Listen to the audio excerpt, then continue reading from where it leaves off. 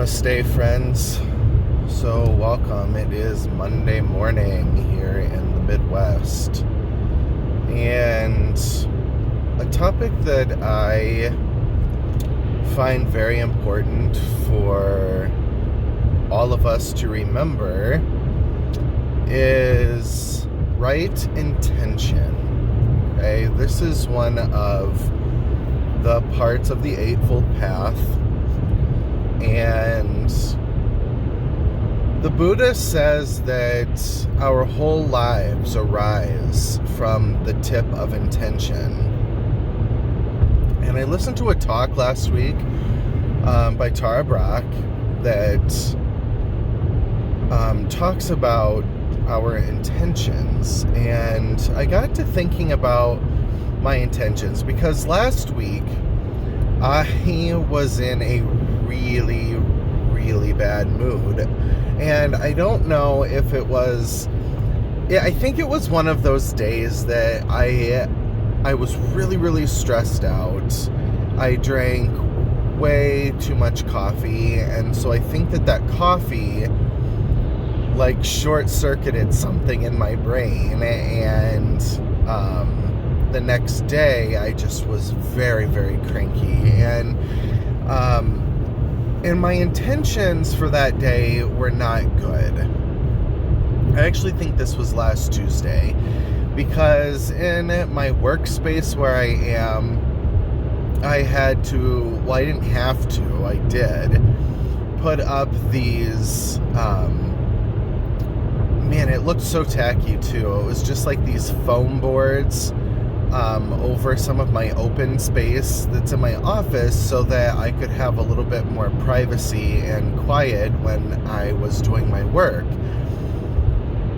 And while that doesn't sound all bad, I'll get into why it was in a second, because I also have, I'm a lower elementary teacher, so I have this very needy child that comes in once in a while, and well, actually more than once in a while, and he just wants a hug. He just wants to see what I'm doing, and he comes in several times a day. And Tuesday, I just wasn't having any of it from anyone. I closed the door of my office during my lunchtime, because I eat lunch in my office, so that he wouldn't come in. I put up those barriers. Now, wanting a little peace and quiet, a little bit of silence, maybe a little respite from the day is not bad. And I'm not saying that at all. I'm not saying that me wanting a little peace and quiet and not to be disturbed when I'm doing my work isn't, I'm not saying that it isn't good, but it does circle back to intention, because my intention for that day was to push everyone away. Now, I don't think I realized it at that time, but that's exactly what my intention was. Now, I was watching this talk by Tara Brach on intention on Wednesday, and I started to think, because one of the reflections was, what are your deepest intentions? And I started to think about what my intentions were on Tuesday. And I realized that they were to keep people out. They were to stop people from bugging me. My intentions were not good. Okay? And so Thursday when I went in, I'm sorry, my timeline is a little messed up. I must have been really cranky Wednesday. And because that's when I put everything up, because the next day, Thursday, when I came in after hearing this talk, I took the barriers down. I set my intentions for the day. And I didn't realize how important intentions were. and to be mindful of those intentions. So when I was doing my reflection on what are my deepest intentions, because we can have little intentions, like we can be kind to somebody, we can give lots of money to charity, we can let somebody in front of you in line in the store, and that's great. These are nice things to do, but what are your intentions for doing those? Is it to actually do it because it's the right thing to do, or are you doing it because it makes you feel good and you get glory from that? This is what we had to think of. And so when we were talking about and thinking about our deepest intentions during this talk, I started to think about what I really wanted from this life, what I wanted to put into it, what my intentions for practicing Buddhism were, for being a human being were to stopping the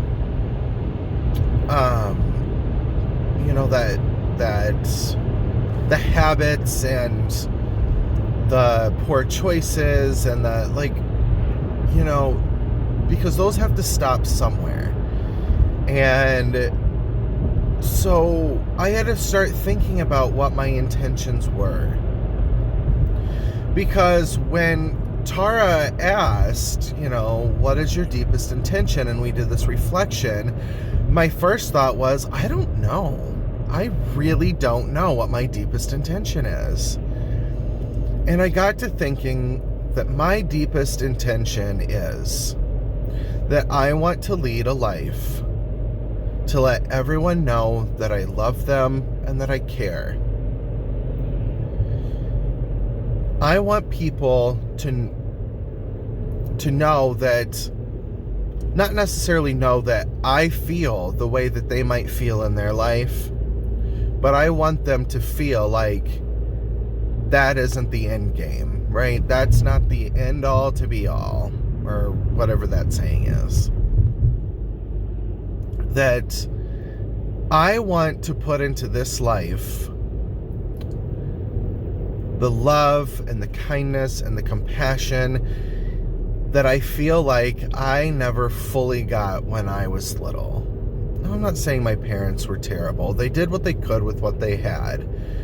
But I do feel like affection is not their greatest strength. I'm a very touchy-feely person. I like to give hugs. I love to give compliments to people. Because people, children especially, put a smile on my face. Every time I have a group at work of my kids, I always end with the quote from The Help that says, "You was kind, you was smart, you was important." And I tell the kids exactly what that means. I let them know that you all have kindness inside of you. Everybody has the ability to be kind.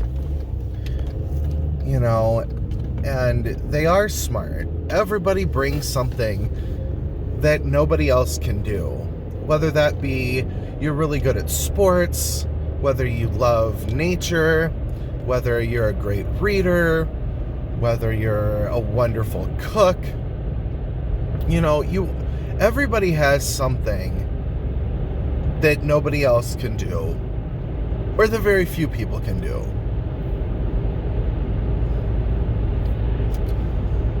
And I always tell my kids that they are important. I tell them that they're the reason why I come to school, and that's true. They are the reason why I go to work every day. And so coming back to intention, I reset my intention for the next day so that I thought about what my deepest intention was. And my intention was to let everyone know that they are loved. to have compassion for people because we don't know the situations that they've been through.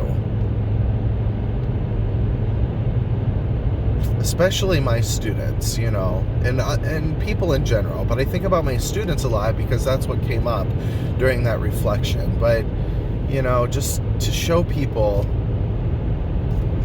that the way they are on the outside doesn't determine the love that is due them. That just because you might have a rough outer exterior doesn't mean that you're not worthy of love. Even Mr. Rogers made a song about this that talked about, you're much more than your anger, you're much more than a fist, and when they put you all together, you're this wonderful, marvelous, beautiful person, and of course those aren't the exact words. I very loosely paraphrased, but so I reset my intention. And the next day I went in, I took down my wall, I decided that putting up those foam boards to block some space was not the right intention. It was selfish. It wasn't, sorry about that. I'm not going to be able to do that. It was a little bit selfish. It created separateness. And like I said before, that wanting space and wanting peace, there's nothing wrong with that. But it's what is your intention when you create that space. And when I created the space for privacy and peace and quiet and just to keep people away, that was my intention, was to keep people out of my space. And my intentions were not good. And it did make me feel a little bit icky. And when I was reflecting on intention again on Wednesday night, that's one of the things that I felt like, and I think that if you really stop during the day and throughout the day you just ask yourself, what is your intention right now? And if in those moments where you pause and you reflect and you ask yourself, what is my intention? If you feel a little icky, maybe a little shame, maybe a little guilt, I think you know that means that your intentions were not great. So, my challenge to all of you is to set your intention for the day. And throughout the day, check in to see if what you're doing fits your attention and your intentions for that day. Where is your intention coming from? Is it coming from a place of kindness and compassion? Or is it coming from a place of an individual self that creates separateness, that pushes people away, that creates a divide? Because I think that that's how you know if your intention is right or if it's not. So pay attention to your intention, or set your intention, and then pay attention to it throughout the day. Are your intentions good? Did I meet my intentions for the day? Did I offer somebody the kindness and compassion that I should be offering them? Because they're human. and all humans deserve a little kindness and compassion.